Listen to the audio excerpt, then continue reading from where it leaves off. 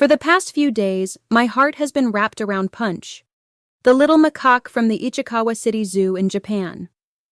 He kept showing up in my feed, and every time, something in me quietly broke. He was rejected at birth, attacked by the group that should have protected him, and left to survive in a world that never made room for him. And still, he held on. His only comfort was a stuffed orangutan the zookeepers gave him, the closest thing he had to warmth or safety.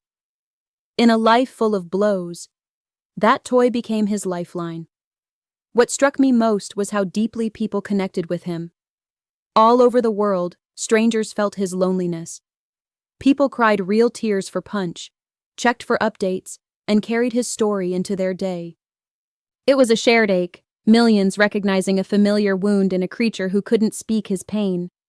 But here's the part that sits heavy on my heart. Punch's suffering opens our compassion instantly, yet some abused children, carrying wounds just as deep, don't get that same grace.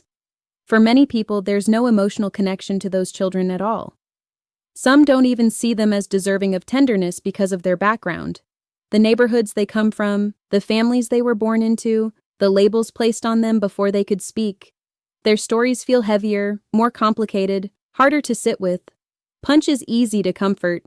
Children, with their tangled histories and invisible scars, often aren't met with the same gentleness, and they need it just as much. This isn't an accusation. It's a gentle truth about how we respond to pain. An animal's suffering lets us feel freely. A child's suffering asks more of us. To look closer, to sit with discomfort, to face our own biases about who deserves compassion. It asks us to see wounds we can't fix with a comment or a prayer.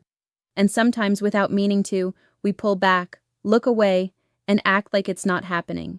But if Punch's story opens our hearts, maybe it can also widen them.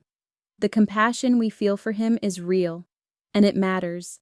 And that same tenderness can stretch toward the children whose pain is quieter, heavier, or harder to understand. They deserve that softness too. If you enjoy the content, please like, leave a comment, follow, or subscribe, or, as always, let's keep building messages that heal, protect, and empower, word by word, truth by truth. Thank you.